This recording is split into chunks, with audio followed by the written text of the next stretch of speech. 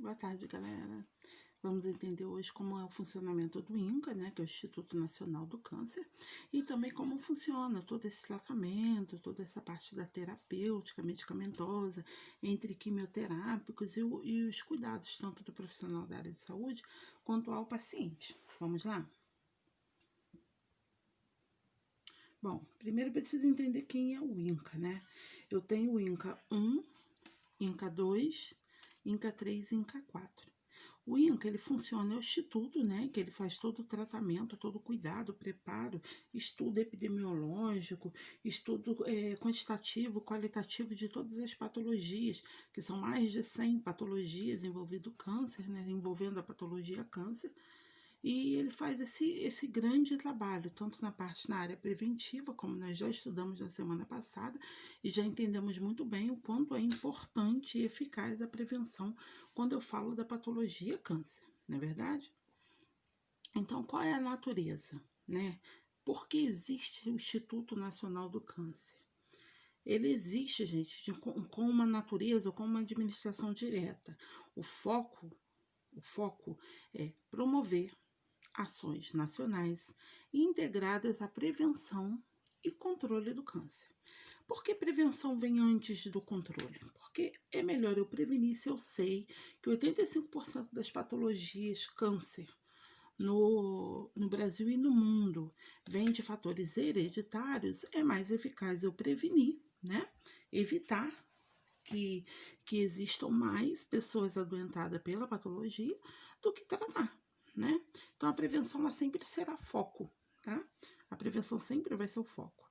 Então, eu preciso prevenir, eu preciso promover ações nacionais, municipais, regionais, que vão levar a população a ter ciência sobre os cuidados para evitar o câncer. Você tentou essa semana conversar com seus familiares para entender se eles já sabem ou já estão entendendo que o câncer ele vem pelo mau hábito alimentar, pelo sedentarismo, pelo hábito da bebida, pelo hábito do fumo, a incidência, vocês já mostraram isso em casa, né? Que antes de eu promover saúde para a comunidade, eu preciso cuidar dos meus, né? Será que vocês já se preocuparam em fazer esse tipo de trabalho? Se não fez, então comece a conversar. Observe primeiro os hábitos da casa.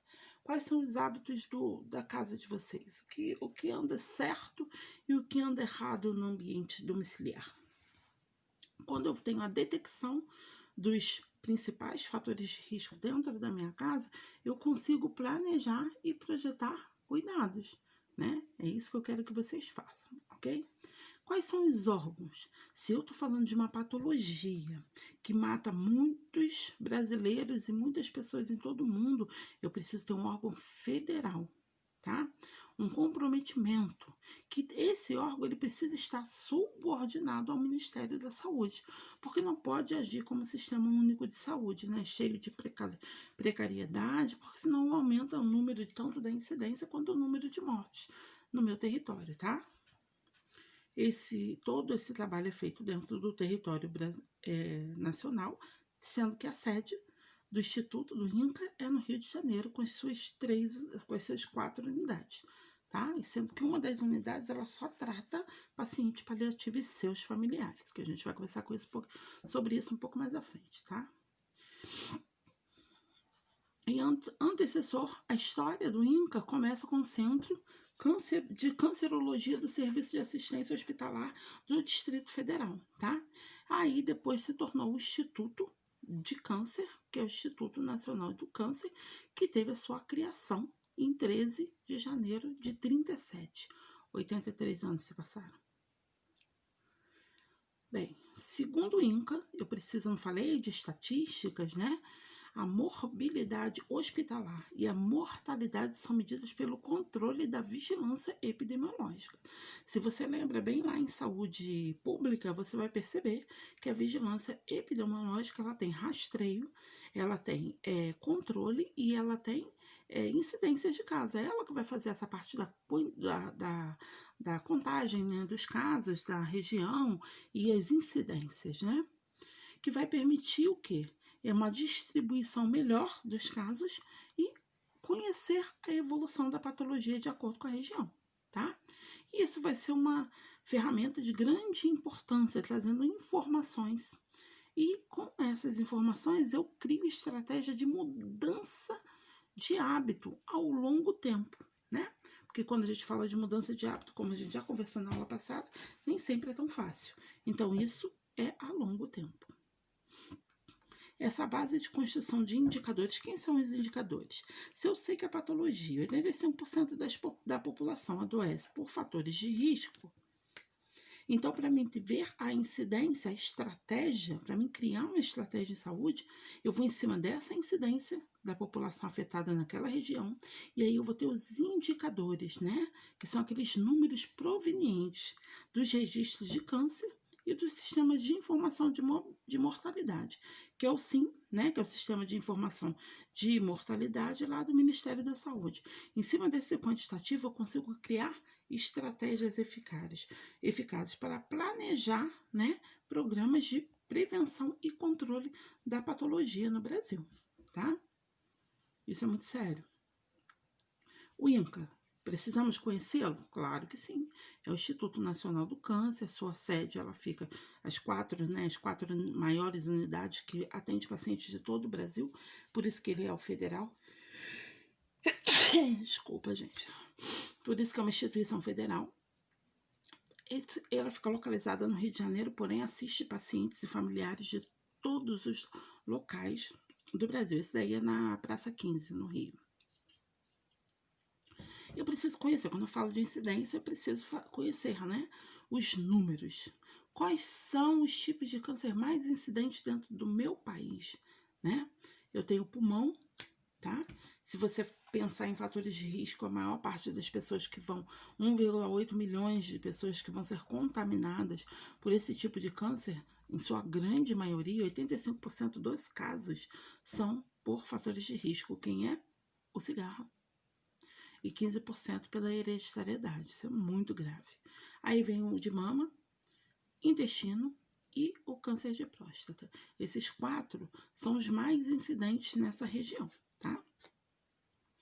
Os homens, os mais frequentes são câncer de pulmão, pelo tabagismo, né? Próstata, pela falta de consultas regulares ao médico, né? Para fazer os exames. Intestino, estômago e fígado. Isso pelos homens. Aí, se você já observando, ó, os homens são afetados pelo pulmão, cigarro. Aí vem intestino, estômago e fígado. Sistema gástrico pode estar envolvido ao mau hábito alimentar e ao uso de bebida alcoólica e drogas, né? E mulheres, quais são os mais frequentes, né?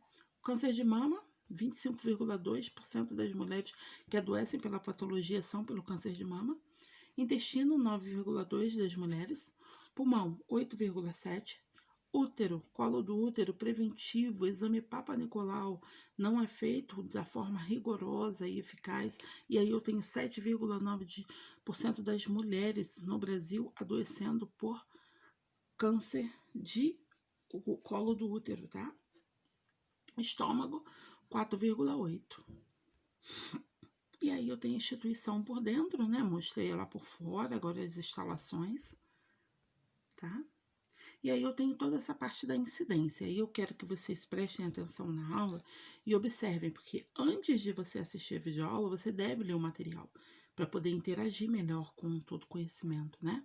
E aí eu tenho os 10 tipos de câncer lá em 2018.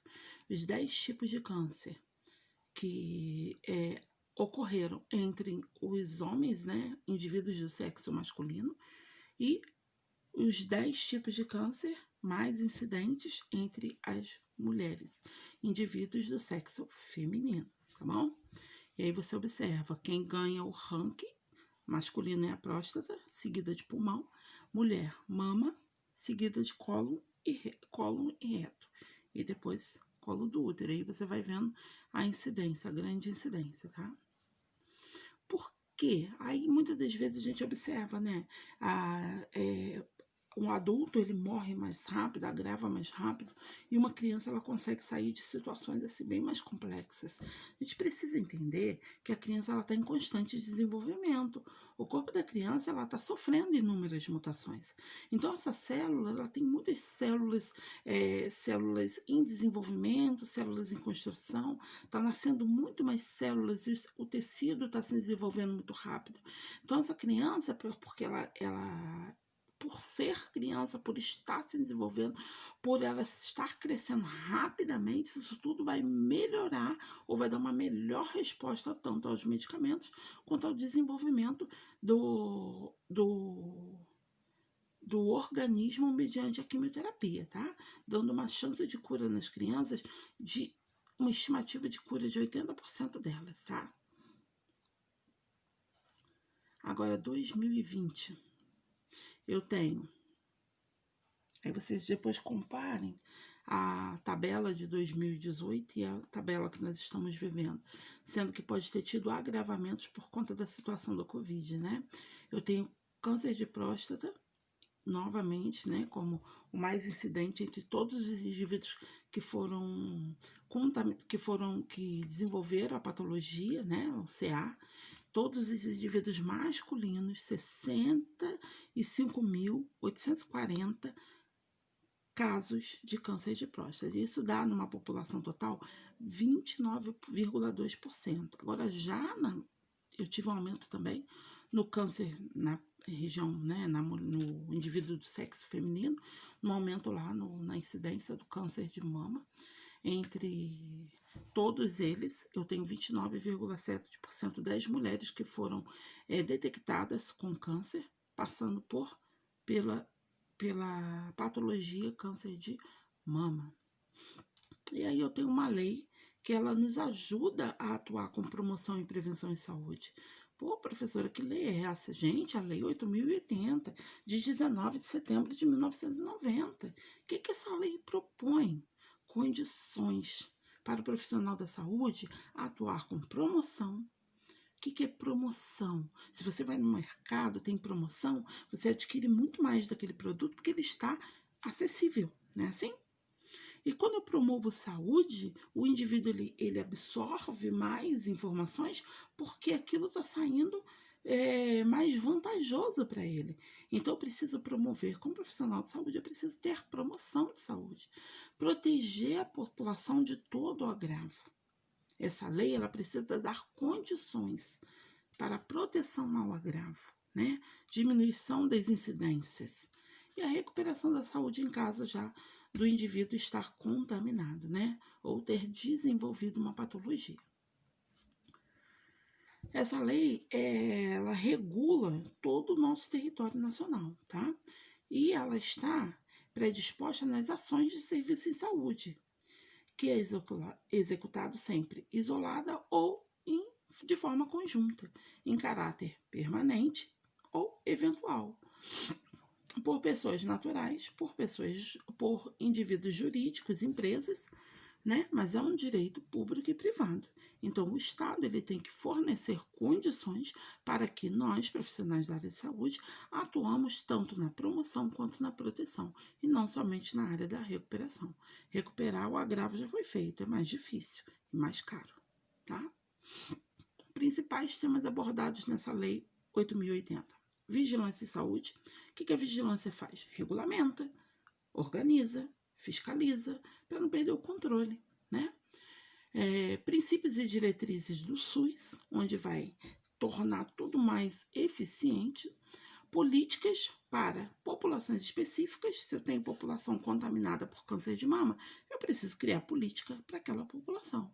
Se eu tenho uma população masculina morrendo por câncer de próstata, eu tenho que criar política para garantir promoção e prevenção de saúde. Instalou? Deu para entender, né? A responsabilidade é das 3 esferas do governo: federal, estadual e municipal, tá? A estrutura do governo, a estrutura de governança, ela é do SUS. E a política de recursos humanos também precisa estar atrelada à parte governamental. E a participação complementar da instituição privada. Hoje a gente observa que o SUS ela não tem uma estruturação para promoção e prevenção, e porém muitas das vezes o recurso vem da rede privada, infelizmente, tá? Nesse sentido, cabe a mim e a você, que somos profissionais de saúde, entender a importância de se tornar um profissional interdisciplinar, né? Tornar um profissional que fale a mesma linguagem, que tenha a visão de atuar em saúde com a função de melhorar o estado de saúde do meu cliente. Então, todos nós vamos trabalhar com a mesma visão, que é a melhoria do estado geral do meu cliente, tá? Tornando a saúde e o meio ambiente mais acessível, né, à população, mais acessível à saúde, mais acessível a um ambiente mais adequado, né, um meio ambiente propício para o seu desenvolvimento em saúde. E também fatores ambientais que vão propiciar ou influenciar diretamente no processo da saúde daquela população. A gente sabe muito bem que o meio ambiente ele vai ser primordial, né, para o desenvolvimento de patologias ou para sanar algumas situações, né? E aí, ó, 19 de setembro, eu tenho o ato da defesa da saúde pública brasileira, o SUS. O povo é assim que precisa. SUS é do povo e é assim que precisa continuar. SUS foi uma garantia, né? Lembra lá em saúde pública? Foi uma conquista, sendo que ela só funcionaria se todas as esferas trabalhassem de forma adequada, levando em consideração as leis e seus princípios e diretrizes, mas que a população participasse do SUS para funcionar, tá? Aí já vem né, os fatores de risco que vão afetar a condição daquela população, que já foi bem falado lá na aula anterior, né? E eles são fatores ambientais que podem ser hereditários e a chance desse indivíduo de se expor, né, a esses fatores e desenvolver doenças, tá? E aí eu tenho as condicionantes de saúde. Condições socioeconômicas, culturais e ambientais. Quando eu falo dessas condições socioeconômicas, culturais e ambientais, eu estou falando de quem? A produção agrícola e alimento com responsabilidade, evitar o uso de agrotóxico, que é um marcador para o aumento de números de casos de cânceres no Brasil, aumentar investimento na educação, ambiente de trabalho seguro, condições de vida condições de vida e de trabalho, porque sem trabalho a população não consegue, né, se desenvolver. A população precisa de trabalho, emprego, renda, água de qualidade, gente, esgoto tratado, serviços sociais de saúde, habitação, população sem local para morar. Até hoje, né? Uns têm muito e outros não têm nada. Redes sociais comunitárias funcionantes, estilo de vida dos indivíduos precisa ser primordial, precisa ser foco. Nós precisamos mudar esse nosso conceito, como político e como indivíduo também. E aí eu preciso dizer que a prevenção do câncer, ela precisa ser realizada para reduzir o risco da população ter doença. E o objetivo primordial ou primário dessa prevenção é impedir o desenvolvimento do câncer na localidade, na região ou no território nacional. Isso vai incluir a exposição de fatores de risco. E eu preciso adotar o quê? Um modo de vida saudável, né? Prevenção de câncer envolve ações que vão ser realizadas para reduzir o risco do desenvolvimento da tal patologia, tá? Como nós já conversamos na aula anterior. E aí são os hábitos, né? Vou passar rapidamente, gostaria que vocês lessem lá a apostila, usassem essa aula, porque eu vou passar um exercício, tá? A aula de hoje vai ser a aula de sexta, que é do dia 3, e a aula de hoje. Porém, eu vou passar um exercício que já é um exercício avaliativo. E aí eu quero que vocês leiam todo o conteúdo que já foi estudado para poder responder com propriedade tudo que for perguntado, tá bom? 7 hábitos que podem diminuir em até 40% a chance do indivíduo ter câncer. Primeiro, evitar comer carne vermelha. A carne vermelha, ela demora a ser digerida. E isso acaba influenciando na parte da genética e da digestão. e que pode levar a uma mutação e um descontrole, tá? E essas carnes, elas têm um grande teor de gordura, e isso complica tudo, gente. Bebida alcoólica, se for tomar, tem que ser social, né? As pessoas se embriagam. Bom, existe algum tipo de seguro de vida para tabagista? Não. Por quê? Porque todo tabagista vai adoecer. E a maior parte deles vai morrer por câncer de pulmão. Câncer de pulmão mata muito rápido, tá? E é uma doença silenciosa. A pessoa fuma por anos para aparecer depois, tá? Aí, ó, ingerir frutas, aquela história toda que a gente já conversa há muito tempo, né? Vitamina D, eliminar carboidratos da vida, 30 minutos de exercício diário, jejum de 12 horas entre o jantar até o café da manhã. Jejum não concordo muito não, tá? Opa, peraí. Foi. Dormir, gente, de 7 a 8 horas por noite. Dormir faz parte, né? Praticar meditação, yoga. Aumento nos cuidados da higiene bucal. Quantos cânceres da cavidade bucal aparecem, né? Terapia de reposições de hormônio tem que ser feito para evitar o agravo da região glandular, tá? A alimentação saudável protege contra o câncer. Aí hoje você deve estar perguntando, né, professora, mas que alimentação saudável? Se é tudo cheio de agrotóxicos, gente, hortinha no fundo da casa. A gente já conversou sobre isso em outras aulas. Quais são os direitos da pessoa com câncer? Depois da patologia já instalada, aí vem, né, a tentativa da recuperação. Nem sempre isso é possível, tá? A pessoa tem direito ao auxílio-doença, é um direito, tá? Tratamento fora do domicílio, se assim for necessário. Saque do fundo de garantia, né, que é o FGTS, Fundo de Garantia por Tempo de Serviço. E existem cartilhas para orientação sobre todos os direitos da pessoa cometida por câncer. E está disponível no endereço eletrônico lá do INCA. Se você entrar no INCA, você baixa várias cartilhas, inclusive a dos direitos do paciente com câncer, tá bom? Eu quero que vocês, cada aluno escolha aí 4 temas e baixem no computador de vocês 4 cartilhas. Vou passar a atividade, hein? Diagnóstico. O diagnóstico sempre tem que ser precoce, tá? Ele precisa ser baseado no histórico de alterações fisiológicas ou funcionais, né? Nos resultados dessas avaliações diagnósticas. Os pacientes, eles sempre vão apresentar suspeitas de câncer que deverão ser submetidos a exames. Pacientes que estão com suspeita de câncer, ele precisa ser submetidos a exames extensos, tá? Com certos objetivos. Então, preciso fazer exames mais complementares e esses exames têm um objetivo, tá? Primeiro objetivo, determinar a presença ou extensão do tumor, tá? Preciso saber se ali existe um tumor, né? E se ele está estendido. Quando eu falo de extensão, estou falando de metástase. Identificar a possível disseminação. Se tem extensão, existe uma disseminação. Estou falando de quem? Da metástase, a temida metástase, né? A invasão de tecidos e órgãos. Avaliar a função daquele órgão, o sistema orgânico envolvidos e não envolvidos. Se houve paralisia do órgão, se está comprometido, se sim, qual é o grau de comprometimento, tá? Obter tecidos e células para análise. Estou falando de quem? Biópsia. Inclusive para avaliação do estágio e o grau desse tumor. Tá bom? Diagnóstico precoce salva vidas. E nós precisamos estar atentos, tá?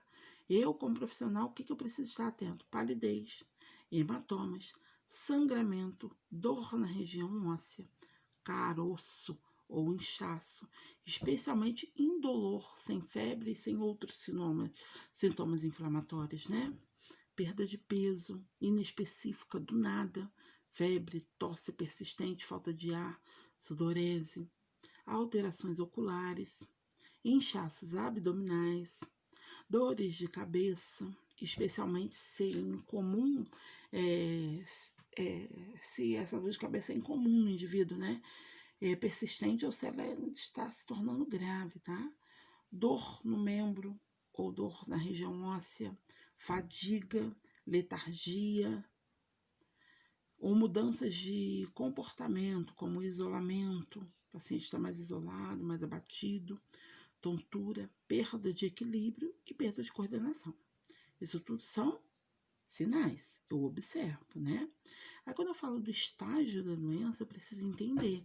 Se eu tenho um diagnóstico precoce, eu vou pegar essa patologia no início. Certo seria nem ter a patologia, né? Eu conseguir prevenir. Mas quando não se consegue prevenir, quanto mais precoce for, mais chance eu dou ao paciente do controle da cura, tá? Estágio 1A. Tumor menor que 3 centímetros, tá? T1 e com linfonodos sem comprometimentos. Estágio 1 e B. Tumor maior que 3 centímetros, igual ou maior entre 3 ou igual ou maior a 5, tá? Com linfonodos também sem comprometimento de linfonodos. Estágio 2A. T1 ou T2. T1 ou T2 com linfonodo hilar comprometido, ou tumor maior entre 5 ou igual a 7 centímetros, tá? E linfonodos nesse momento já estão comprometidos. Estágio 2B, eu tenho T2, né? Que é lá, ó, linfonodos já com comprometimentos. Tumor maior que 7 centímetros, já invadindo a parede torácica, diafragmática ou tecido que fica em volta desse coração, tá? Então, ali eu já tô na região do pericárdio, tá? Na região do pulmão, dos brônquios, do coração. Estágio 3A, eu tenho T3 e com linfonodos comprometidos. T1 e T3 com linfonodos mediastino comprometidos. Tumor de qualquer tamanho invadindo o mediastino. Coração, grandes vasos, traqueia, esôfago, carina, tudo isso pode ter a presença de nódulos cancerosos, tá? Estágio 3B, qualquer categoria de tumor com linfonodo comprometido. Então, pode ser o tumor de estágio 1, T1, tumor 1, tumor 2 ou tumor 3, com as classificações de acordo com o tamanho, mas nesse caso a situação já está mais agravada, né? Agora, no estágio 4, eu já tenho metástase. O estágio 3B, ele já tem ali, ó, comprometimento generalizado, tá? Que pode ser desde a região supraclavicular, comprometendo os dois lados, né? O mesmo lado ou oposto. O T4 com linfonodos e linfonodos localizados abaixo já comprometidos. E a região de metástase em linfonodos, então já tem a região linfática comprometida. No estágio 4, eu tenho metástase em algum órgão do corpo, por exemplo, glândula adrenal, fígado ou etc. Agora, estágio 1, tumor confirmado à mucosa, 1A, né? Ou camada muscular, 1B, do cólon ou do reto. Estágio 2, tumor confirmado à serosa que reveste o cólon do reto, intestino, 2A, ou que atingiu vizinhos, 2B. Estágio 3, comprometimento da região do linfonodo. Tô falando de quem? Sistema imune, tá? Aí eu tenho comprometimento nas regiões do cólon, do reto, variando quanto à quantidade dos linfonodos, sistema de defesa, já com acometimento, poupando ou não órgãos, estruturas adjacentes, que pode ser 3A ou 3C. No estágio 4, eu tenho um comprometimento de órgãos à distância, já invadindo, né, região mais distantes, órgãos e tecidos, conforme a quantidade de sítios, órgãos acometidos, tá? E aí, só para você entender o que são os estágios. Claro que, como profissional de saúde, nós, se trabalharmos com oncologia, você vai compreender mais profundamente cada estágio desse. Quando eu falo de 3A, 3C, eu vou estar me localizando de acordo com a região do organismo. E aí eu preciso ser mais especialista e aprender um pouquinho mais, tá? Tratamento vai ser cirurgia, cirurgia que pode ser paliativa, restaurativa, né? Curativa raramente, tá bom? Não é que não exista, mas é raro e sempre trazendo muitos agravos. Quimioterapia, radioterapia, transplantes de medula óssea depois do final já da regressão da doença e tratamento paliativo quando se não há cura, né? Esse tipo de tratamento eles são oferecidos para pacientes com câncer e deve se basear de acordo com as metas de tratamento e de acordo com o tipo de câncer específico. De acordo com o tipo de câncer, depois de ser biopsiado, eu vou organizar o protocolo de tratamento, tá? Erradicação completa dessa doença maligna, a cura seria uma das melhores situações, né? Sobrevida prolongada e contenção de células cancerígenas, tá? E alívio dos sintomas associado quando eu estou falando de paciente paliativo, se entendendo que erradicação eu estou falando de cura, sobrevida eu estou falando de tratamento, aumentar a sobrevida do paciente, dar a oportunidade do paciente se cuidar. E alívio de sintomas eu estou falando de paciente paliativo, tá? Os 3 estágios. Vou voltar aqui, porque de vez em quando dá uma doideira aqui. Ótimo. Finalidade da cirurgia. A cirurgia ela pode ser com foco diagnóstico, né? Ela vai ser realizada para obter uma amostra de tecido. Eu estou falando da biópsia. Eu retiro uma parte daquela região tecidual para biopsiar, para saber qual a extensão ou o estágio da doença. Cirurgia como tratamento primário. Primeiro eu removo para depois eu começar com o tratamento secundário, que seria os quimioterápicos ou radioterápicos, tá? Eu vou remover todo o tumor, retirada total da mama, parcial do intestino, retirando todo o tumor, tá? Ou o máximo possível. E também, às vezes, eu posso fazer remoção dos tecidos adjacentes, dos vizinhos, né? Inclusive linfonodos. Você já deve ter ouvido falar de paciente que retira a mama e esvazia a axila, tecidos adjacentes, tá? Cirurgia profilática. Quem é essa? Ela vai remover o tecido desvitalizado. Quem é esse tecido? Que não tem mais vida, né? Ou algo que estão em risco aumentado para desenvolver câncer. Olha aí a fotinha. A cirurgia paliativa ela vai ser realizada quando não existe a possibilidade de cura. A cura não vai ser a meta, tá? A meta vai ser o tratamento. Sempre sendo colocar o paciente o mais confortável possível para promover algum tipo de qualidade de vida para esse paciente. Cirurgia reconstrutora. Pode suceder a cirurgia curativa. Eu retiro toda a mama e eu reconstruo essa mama, tá? Curativa, quando há uma detecção precoce de uma patologia, de um tumor, e a retirada total do tumor sem deixar nenhuma sequela. Faço a abertura, retiro o tumor sem sequela, não havendo nenhum tipo de necessidade de abordagem curativa, tá? Então, eu preciso entender bem. A quimioterapia.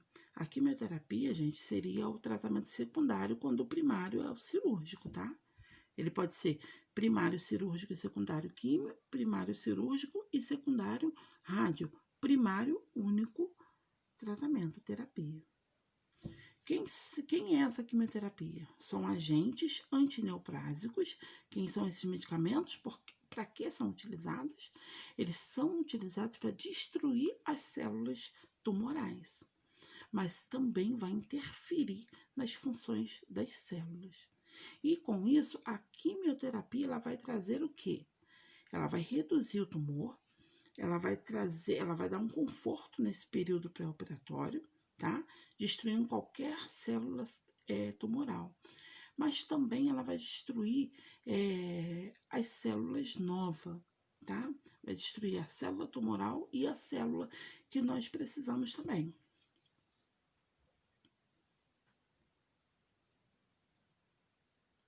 Bom, a quimioterapia é uma terapia medicamentosa, tá? Que ela tem a finalidade de combater a patologia câncer. E essas drogas elas vão ser misturadas à corrente sanguínea e são levadas até o órgão onde foi invadido, onde se precisa de uma resposta positiva, levando à destruição das células modificadas, como vocês já sabem, mas também danificando as células que não estão danificadas, tá? Quais são os tipos de quimioterápico? Eu tenho quimioterápico pela via oral, que são formas medicamentosas que se apresentam em comprimidos, cápsulas, líquidos, e o cliente pode utilizar dentro de casa. A endovenosa é uma terapia com quimioterápicos, ela vai ser administrada por meio de um catéter, tá? Que apresenta forma de injeções ou diluídas em soro. Intramuscular, né? Por via de medicamento e administrado dentro de soro. Subcutânea, o medicamento é introduzido em tecido adiposo e intratecal. Nesta via vai ser administrado anestésico ou coleta de líquido, tá? O paciente ele pode ser tratado de forma ambulatorial ou hospitalizado, internado, tá? Ambulatorial, ele chega, faz o tratamento, é observado e retorna para o seu lar. Hospitalizado, ele está internado, recebe o tratamento e não tem condições de retorno para casa, muitas das vezes por causa do seu sistema imune, tá? Quais são os efeitos colaterais mais comuns provocados pela quimioterapia? Fadiga, a perda de cabelo, não tem jeito, vai perder o cabelo. O que faz perder o cabelo não é o câncer, e sim o quimioterápico, tá bom? Hematomas e também hemorragias. Há aparecimento de processos infecciosos que pode levar o paciente até a UTIs, tá? Anemias, náuseas e vômitos sempre presentes, tanto é que o paciente com câncer ele precisa de controle nutricional. Perda de apetite, tem que vigiar porque senão para de comer. Diarreia ou constipação, ou vai ter o intestino muito liberado ou preso, tá? Inflamações na região da cavidade bucal, problemas com deglutições e problemas neurológicos musculares, como demências ou dormências ou formigamentos. O aspecto do paciente do câncer, quando ele tem esses problemas alimentares, ele fica bem emagrecido e bem abatido, né? Pode ocorrer também alterações na pele, nas unhas ficam muito enfraquecidas, escamosas, tá? Altera também a cor, fica muito arroxeada. Alterações renais, podendo ter comprometimentos graves. Perda de peso, como vocês estão observando. Problemas na concentração. Alterações de humor, de acordo com dor e os efeitos quimioterápicos. E alteração do libido, muitas das vezes pela autoestima, que vai ficar muito, muito afetada nesse momento, e aí vai perder o libido. O profissional ele precisa saber, gente, nós como profissionais, quero trabalhar com câncer, então você vai ter que estudar muito, vai ter que se especializar, tá bom? Você precisa checar a identificação, a autoidentificação ou a identificação de pulseira. Precisa colher a história eficaz do paciente, muito mais eficaz até do que outras patologias. Precisa conhecer o processo alérgico desse cliente, verificar todos os seus exames laboratoriais, reunir os equipamentos necessários sem esquecer nada, porque eu vou administrar um medicamento que eu preciso estar o tempo inteiro monitorando esse paciente. Pulsionar o acesso venoso de forma eficaz, escolher uma via calibrosa, tá? Essa pulsão ela sempre vai estar trazendo desconforto, muitas das vezes vai ter que utilizar catéteres para evitar essas pulsões. Pedir o cliente para relatar qualquer sinal de desconforto. A pré-medicação ela vem entre 20 e 30 minutos antes dos antineoplásicos. Realizar o acesso venoso antes e depois de realizar o acesso venoso antes e após a administração dos quimioterápicos. Orientar o paciente sempre a dar descarga e abaixar a tampa do vaso, né, por conta das excretas do medicamentos metabolizados e esses resíduos metabólicos que podem adoecer outras pessoas. Quando esse paciente ele passa por muitas pulsões, o médico ele opta por um catéter, porque esse catéter ele vai levar a medicação de uma forma mais, né, mais eficaz, né, um catéter periférico, tá bom? E eu preciso entender que os quimioterápicos, eles são drogas irritantes e drogas vesicantes. Eles vão fazer lesões graves, então não posso ter opção de fazer uma pulsão venosa de qualquer maneira, porque eu vou trazer dano, tá? Quais são os cuidados relacionados à equipe? EPI, desprezar material ou local específico. São as mesmas de sempre, né? Desprezar, excretar e observar. No caso de contaminação, lavar o local exposto com água e sabão e a região utilizar soro fisiológico. Tem que manter um ótimo acesso, né? Quais são os cuidados de enfermagem com o cliente? Cuidados no momento de pulsionar, evitar extravasamento, não pode extravasar, porque o extravasamento vai trazer isso aqui, ó. Não pode, tá? Orientação sempre orientar, dar apoio emocional a esse cliente, tá? Observar o tempo inteiro durante a adoração durante a administração desses medicamentos que pode ter complicações, não apresentar sinais de sangramentos, manter peso adequado desse cliente, manter a mucosa oral bem íntegra, isso sob orientação, né?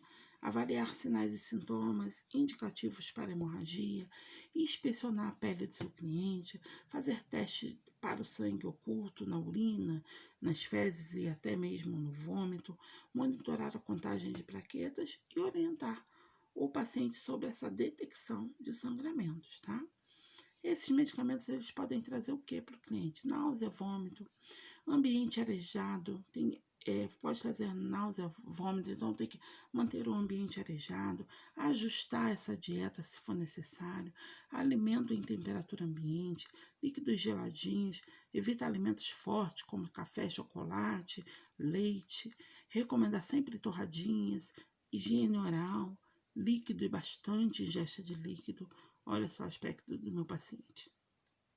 Preciso cuidar, né? E ficamos por aqui, tá bom? E espero que vocês tenham aprendido bastante e até o nosso próximo encontro.